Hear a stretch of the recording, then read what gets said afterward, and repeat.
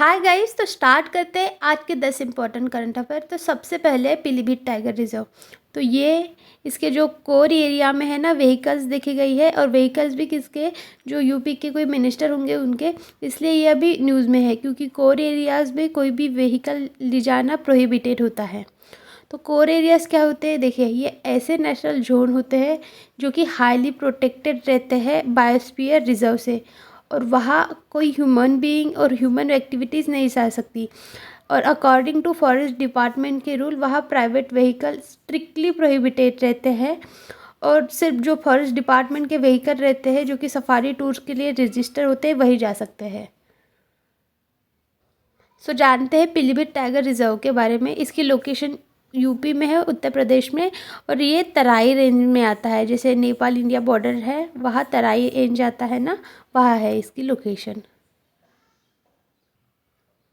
So next है हमारा Crohn's disease. तो ये न्यूज़ में क्यों है, क्योंकि जो थेरेपी रहती है वो जो मॉडरेटली या severely patient with Crohn disease रहते हैं उनको हेल्प हो सकती है, ऐसे अभी एक रिसर्चर ने पब्लिश किया है। तो ये क्या है, ये एक इन्फ्लेमेटरी बाउल डिसीज़ है, यानी पेट में जो भी इन्फ्लामेशन होते हैं ना, मेनली जो स्मॉल इंटेस्टाइन वाला भाग होता है वहाँ, वो इन्फ्लेमेशन की कंडीशन को ही क्रोन डिसीज़ बोलते हैं। तो ये एक क्रोनिक लॉन्ग टर्म कंडीशन होती है जो कि इन्फ्लेमेशन यानी सूजन आती है डाइजेस्टिव ट्रैक में। सो देखिए ये चाइल्डहुड से ही स्टार्ट होती है या फिर किसी भी एज में हो सकती है। इसका क्लियर कॉज तो नहीं है, और इसके सिम्टम जैसे डायरिया, क्रैम्पिंग यानी पेन होना हमारे एब्डोमेन यानी पेट वाले रीजन में, एनीमिया यानी खून की कमी होना, एपेटाइट भूख में अल्टर होना, कभी यानी भूख नहीं लगना कभी लगना ऐसा, और वेट लॉस होना, ये होते हैं सिम्टम्स। ट्रीटमेंट इसका कोई नोन नहीं है, लेकिन थेरेपीज अभी यूज़ हो सकती है, जैसे अभी एक रिपोर्ट में भी बताया गया है कि थेरेपी यहाँ वर्क कर सकती है। नेक्स्ट है हमारा म्यूल हंटर एआई। तो आरबीआई ने इसे रिसेंटली लॉन्च किया है, इसलिए ये अभी न्यूज़ में है। तो ये एक आर्टिफिशियल इंटेलिजेंस और मशीन लर्निंग बेस्ड मॉडल है जो कि डेवलप किया गया है आरबीआई के इनोवेटिव हब के द्वारा। सो म्यूल अकाउंट क्या होता है, ये ऐसे अकाउंट होते हैं जो कि यूज होते हैं क्रिमिनल्स के द्वारा फॉर इलीगल एक्टिविटी, जिसमें आ गई मनी लॉन्ड्रिंग, या फिर अभी फ्रॉडन कॉल आते हैं पैसों के लिए, या फिर डिजिटल अरेस्ट हो गया, वो सब ना म्यूल अकाउंट के द्वारा होता है। और इससे ही रिलेटेड ना म्यूल मनी भी है, यानी ये ऐसे पैसे होते हैं जो कि डिस्क्राइब करते हैं इनोसेंट विक्टिम को, जो कि यूज्ड होते हैं क्रिमिनल्स से, यानी जिनको ज़्यादा फाइनेंशियल अवेयरनेस नहीं रहती वही ज़्यादा अफेक्ट होते हैं ना इन सब मैटर्स में। ये है म्यूल मनी, और इसे ही कम करने के लिए आरबीआई ने लॉन्च किया है म्यूल हंटर एआई। सो जानते हैं आरबीआई के बारे में। ये एक सेंट्रल बैंक है इंडिया का जो कि मैनेज करता है, रेगुलेट करता है कंट्री का फाइनेंशियल सिस्टम। इस्टेब्लिश हुआ था अप्रैल 1 1935 में अंडर द आरबीआई एक्ट 1934। इसका हेडक्वार्टर मुंबई में है, और सेटअप हुआ था on the basis of Hilton young commission.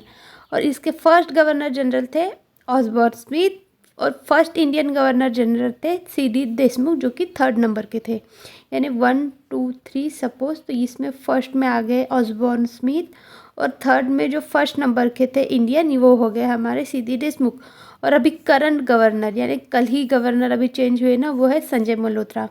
आप जानते होंगे ना, फेमस वो डिज़ाइनर है मनीष मल्होत्रा। मनीष मल्होत्रा इनके निशय भतीजे हैं, भाई के बेटे हैं, ऐसा है इनका और इनका रिलेशन, यानी ये सब अल्टरनेटिवली कनेक्ट है सब। सो नेक्स्ट है हमारा इंडियन स्टार टॉर्टोइस। तो ये रिसेंटली न्यूज़ में इसलिए है क्योंकि रिसर्चर ने आइडेंटिफाई किया है इनके 2 जेनेटिकली डिस्टिंक्ट ग्रुप। तो फर्स्ट है नॉर्थ वेस्टर्न और दूसरा है सदर्न। सो इसे स्टार टॉर्टोइस ही क्यों बोला जाता है, क्योंकि इनके ना बॉडी में ही स्टार लाइक पैटर्न होता है, और जो हाईली डोन शेड रहती है वहाँ स्टार जैसे ऐसे दिखे रहते हैं, यानी हमें दिखते हैं। और ये वेरी डिस्टिंक्टिव पैटर्न रहता है जो कि हाईली राउंडेड शेल में होता है, और ये वर्ल्ड के एक्जोटिक पेट्स में आता है। यानी दुनिया में लोग कोई सांप पालता है, कोई बिल्ली पालता है, तो कोई कुत्ता पालता है, लेकिन कोई लोग इसे अपने घर में भी पालते हैं। सो इसके यूज़ भी है एज अ पेट। लोग इसे इसलिए पालते हैं कि घर में लक आएगा, चार्म आएगा और लॉन्गेविटी आएंगी, इसलिए कोई खाते हैं तो कोई इसका मेडिसिनल यूज़ भी करते हैं। सो ये कहाँ रहते हैं, हैबिटेट का है इनका, तो ये सेमी एरिड लो लैंड फॉरेस्ट में रहते हैं, थॉर्न श्रब फॉरेस्ट में रहते हैं, सेमी डेजर्ट में रहते हैं या फिर एरिड ग्रासलैंड में रहते हैं। इसका कंजर्वेशन स्टेटस देखिए, IUCN के वल्नरेबल लिस्ट में, साइट के अपेंडिक्स 1 में और वाइल्ड लाइफ प्रोटेक्शन एक्ट में शेड्यूल 1 में है। सो नेक्स्ट है नोवा। तो रिसेंटली ना जो हमारी नेबरिंग गैलेक्सी है एंड्रोमेडा गैलेक्सी, यहाँ नोवा का एक्सप्लोजन देखने मिला, इसलिए अभी न्यूज़ में है। तो ये ऐसा एक्सप्लोजन क्यों होता है, तो ये एक ना एस्ट्रोनॉमिकल इवेंट होता है जहाँ सडनली अपीयर होता है एक ब्राइटेस्ट लाइट, और उसके कारण जो न्यू स्टार रहते हैं वो दिखते नहीं, फेड अवे हो जाते हैं कुछ वीक के लिए, मंथ के लिए। तो ये नोवे होते हैं ना, ये बाइनरी स्टार सिस्टम में ही पाए जाते हैं, जहाँ dense earth size white dark star orbit रहते हैं जिसके क्लोज में रहते हैं सन के कैंपियन। तो यानी जैसे एक्सप्लोज़न हुआ, बड़ी लाइट दिख गई, तो फिर स्टार भी इधर उधर फैल जाते हैं, दिखते नहीं, तो उसे ही सुपरनोवा या नोवा का एक्सप्लोज़न भी कहते हैं। सो देखिए, जानते हैं एंड्रोमेडा गैलेक्सी के बारे में, इसे ना मेसियर 31 या फिर M31 भी कहते हैं, और ये नियरेस्ट मेजर गैलेक्सी है मिल्की वे के। यानी हमारी गैलेक्सी है ना मिल्की वे गैलेक्सी, जहाँ हमारी अर्थ है उसके साइड में है एंड्रोमेडा गैलेक्सी। ये 2.5 मिलियन लाइट ईयर अवे है अर्थ से, और जैसे मिल्की वे है वैसे ही ये बैरेट स्पायरल गैलेक्सी है। यानी स्पायरल नहीं, क्या ये ऐसी ऐसी ऐसी रहती है, ऐसी गैलेक्सी है, और इसके सेंटर में ना स्टार है। सो नेक्स्ट है डैम सेलफिश। तो ये न्यूज़ में क्यों है, क्योंकि रिसेंटली जो इचियोलॉजिस्ट है यानी फिश की स्टडी करने वाले हैं, उन्होंने ये डैम सेलफिश की एक स्पीसीज़ डिस्कवर की है मालदीव्स में। तो ये क्या है, ये इसके ना 250 से ज़्यादा स्पीसीज़ रहते हैं, और प्राइमरीली ये ट्रॉपिकल मराइन फिशेस रहते हैं। इनकी फैमिली है पोमोसेंट्रियडे, और ये अटलांटिक और इंडो पैसिफिक रीजन में पाए जाते हैं। ये देखिए, ये डैम सेलफिश, इसका स्ट्रक्चर ऐसे रहती है, ये कभी इधर और येलो रहता है तो इधर ब्लू रहता है, ऐसे ही इसका कलर रहता है। सो नेक्स्ट है हमारा लोनार लेक। तो ये न्यूज़ में क्यों है, क्योंकि रिसेंटली महाराष्ट्र गवर्नमेंट ने इसका प्रपोजल सबमिट किया है कि इसे यूनेस्को के वर्ल्ड हेरिटेज साइट की लिस्ट में ऐड किया जाए।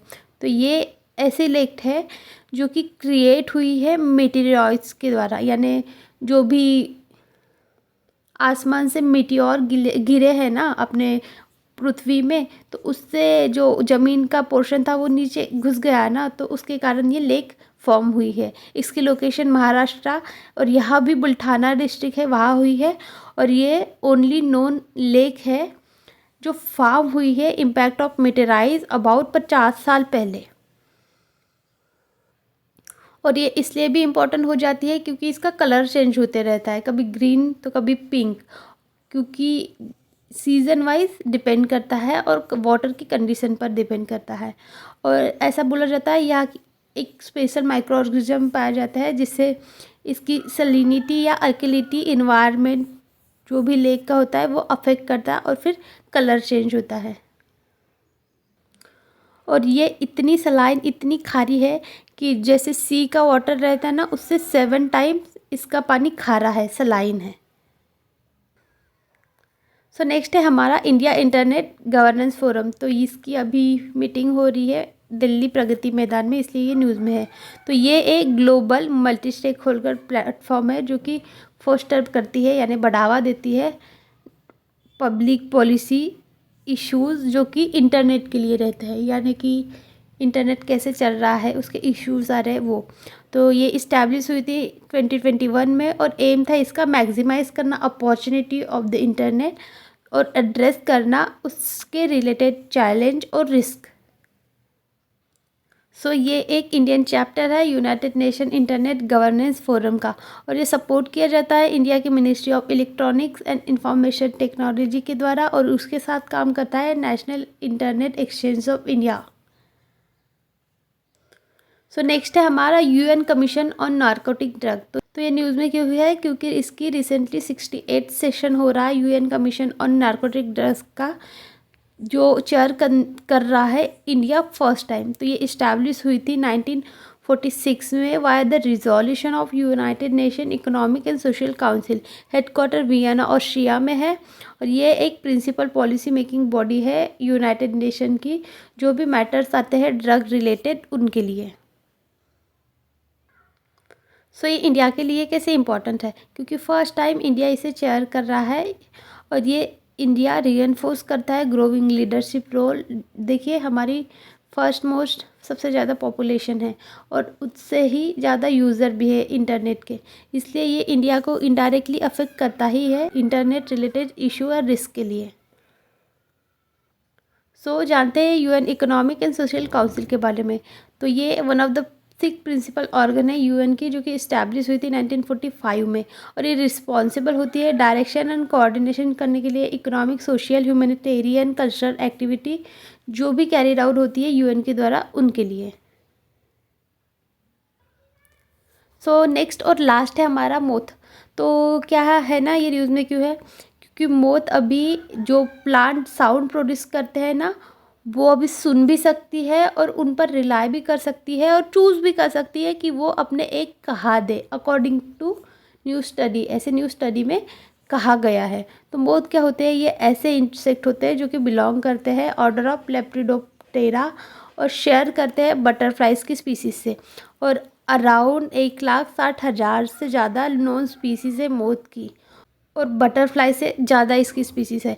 और ये हाईली अडेप्टेड रहती है, जो कि हर इन्वायरमेंट में रह सकती है और पोलर में भी रह सकती है, पोलर रीजन में भी।